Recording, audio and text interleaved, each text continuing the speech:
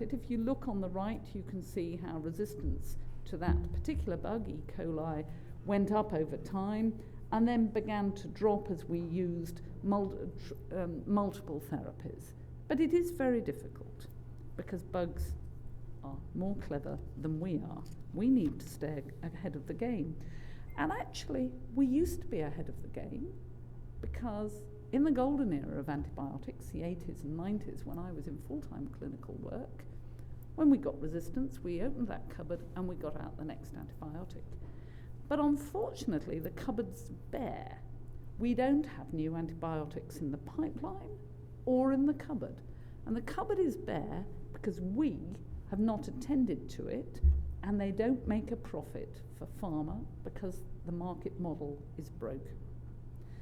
So because of that, our Prime Minister launched in July an independent review of market failure and what the market model might be by Jim O'Neill, who used to be Goldman Sachs Asset Management chief economist, who's well known to the World Bank and around the world, and he's now supported by the Wellcome Trust and ourselves, our research arm, which I lead as well, doing the work, going around the world, discussing with different treasuries and people what would be the right model to start this off again. Sorry, I need to be closer to the mic. Right, I usually walk around a bit.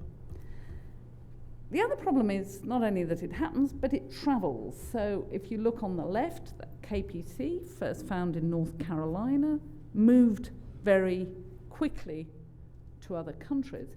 But NDM1, New Delhi metallobeta-lactamase, was first found in New Delhi in a Swedish national visiting India.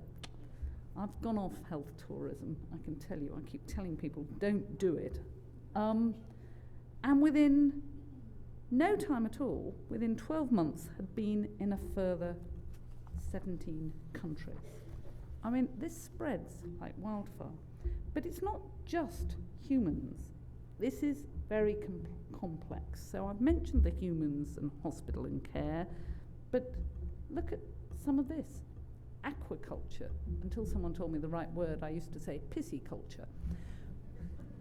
Fish farming. Now, in Scandinavia, and I've had lots of letters from Scotland, and Scottish fish farming, and I bet in your fish farming, we don't tip antibiotics into the water that fish farms and fish live in. But they do in most countries. We use a combination of vaccines in one injection and individually vaccinate every fish. I am told, I can't tell you the veracity of it, that by the time you eat a farmed salmon in the States, it's eaten its weight in antibiotics. Revolting, isn't it? Okay, we don't break down antibiotics, so they go straight out in our pee, and animals' pee, and presumably fish pee too, into water, and then it comes into crops, and they're also used on crops. I'm even told that a lot of warships have tetracycline in their paint to stop barnacles sticking on them. Trouble is, it's very difficult to find whether these stories are true, but it does make you worry. And of course, it gets in everywhere. Companion animals to you and me are pets. They get catch bugs from us or pass us bugs, MRSA. They're treated with antibiotics too, and then they can get resistance. But the big area of worry is food animals. Over 70 or 80% of antibiotics worldwide are used for growth promotion in food animals. Over 70% of antibiotics in the United States are for growth promotion. Do I have to say any more? I think it's disgusting. Hygiene works well, but they think that this is too expensive. If you look at the Danish experience, and I've been to a farm in Holland too, a farm where they had flushing loos for pigs. It was amazing. But in Denmark, when they took out antibiotics, they got a fall in meat yield for the first year, and then it went up for the next 5 years. You can do it, but you have to be obsessional.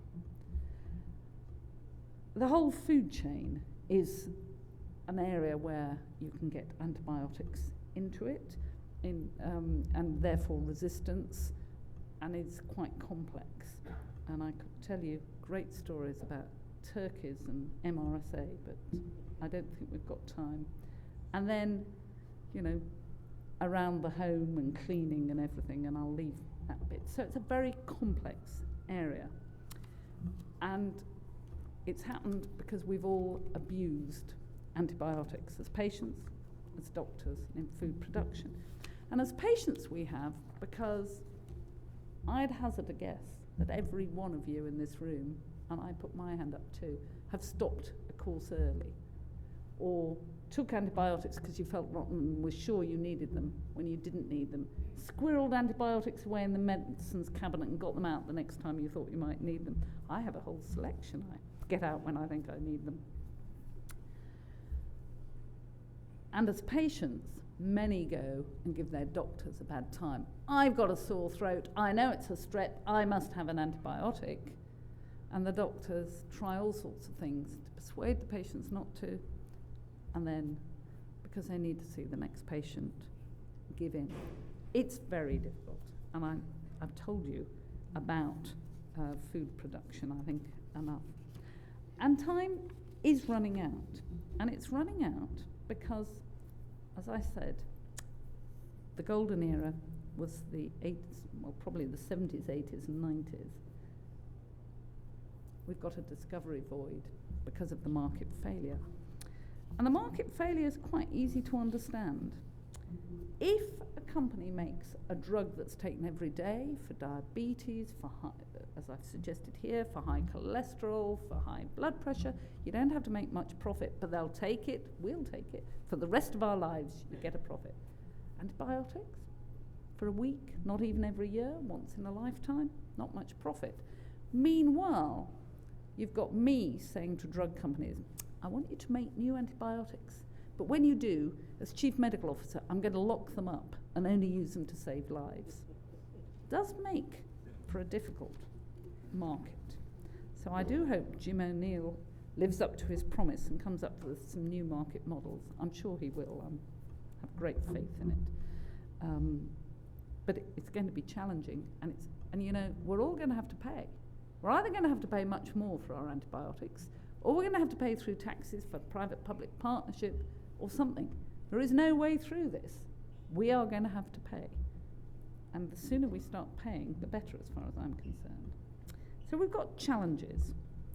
How do we conserve the drugs we've got? And those are often called stewardship programs. So the experts call them stewardship. And then the people like me say, what does that mean? Conservation, I get. But that's what it is. We've got the market failure. We've got the global nature of all of this. And then, actually, we've got a very big research challenge. This is difficult science. They're not small molecules. It's very difficult. And we need innovation in other areas. We overuse antibiotics because we don't have rapid diagnostics. What do we need to do to get rapid diagnostics? I'll come back to that. Meanwhile, the world has got a bit sloppy about hygiene. And a lot of the world doesn't have good sanitation, which of course underpins all of this and was that first wave of public health I showed you. So we have to look after what we've got, and we have to go back to hygiene, and we need to make sure that we're using the right antibiotic at the right dose for the right time. And we're not doing that. I have an American version of this map, but this one's a British version. It is a chloropleth, not a cartogram. And what this shows is variation in general practitioners, so in primary care, of antibiotic prescription. The national average is 6.4% of patients of the public get an antibiotic prescription each year. So some are getting lots, some are getting fewer. Do we really think that the patients in one part of Britain are doubly sick of another part of Britain? I don't. I think that we are overprescribing in some parts. Indeed, a recent publication suggests that prescribing has gone up dramatically in primary care for a variety of reasons. Some of them will be valid reasons as we get older patients with multiple long-term conditions. I'm not saying general practice is at fault. We are all party to the disastrous position we're in, every single one of us, and they are on the front line, and it's difficult. So, what are we doing? Well, as a response to my declaration of concern in my annual report, the government did rewrite our strategy, and it's in these 7 areas. You'd expect all of these: education. The bits that you will be interested in are developing new drugs and what we can do, and the amount of money from the research funders in the UK going now to antimicrobial resistance, whether it's understanding bacteria function better or other things, is going up very rapidly. We're improving our surveillance, which we need to do. We're working internationally much more. But what we've also picked up is, and I suppose I've picked it up, is waving the baton globally. So we took a resolution to the WHO General Assembly last May that got over 60 countries supporting that the WHO should prepare a global action plan. I chair their technical and strategic advisory group, and I'm now on the WHO executive board, so you may be sure the WHO is taking notice of this. And as the UK is the second biggest donor to the WHO, we will make sure they do. But of course, you have to balance what we're trying to do there against what we need to support the WHO to do around Ebola at the moment. And I think we have to sort out Ebola first and foremost. That is an urgent priority. Can we make a difference? Well, if you look at our data, you can. So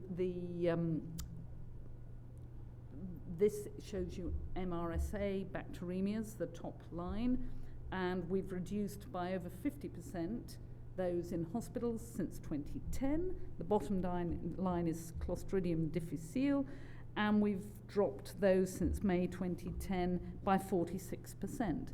That was by having mandatory targets, and they got on with it. It worked. So you can make a difference. This government isn't so keen on targets, and the problem with targets is they have unforeseen consequences too. So we have to be careful as we go forward. But we can make a difference in how drugs are used and what happens. We could make a big difference if we had rapid diagnostics, as I said. And that is a very difficult issue, because how do we find out whether someone's got a bacteria or a virus? And if it's a bacteria, what? And then if it's is a bacteria, whether it's resistance? Well, I think that's where genomics will come in. But the way we've gone about this is the government decided it wanted to set up a new science prize, the Longitude Prize, because 300 years ago there was a Longitude Prize, and a watchmaker, a clockmaker, won it for showing how clocks could determine where you were on the longitude. So in memory of that, a committee came together chaired by Lord Rees, the former president of the Royal Society, to discuss what could be the subject of the Longitude Prize. 6 subjects were chosen, and I got a rapid diagnostic for antimicrobial resistance on the list. And then we went public. BBC, TV, radio, and I did a media blitz, because the public voted for which subject should be the Longitude Prize.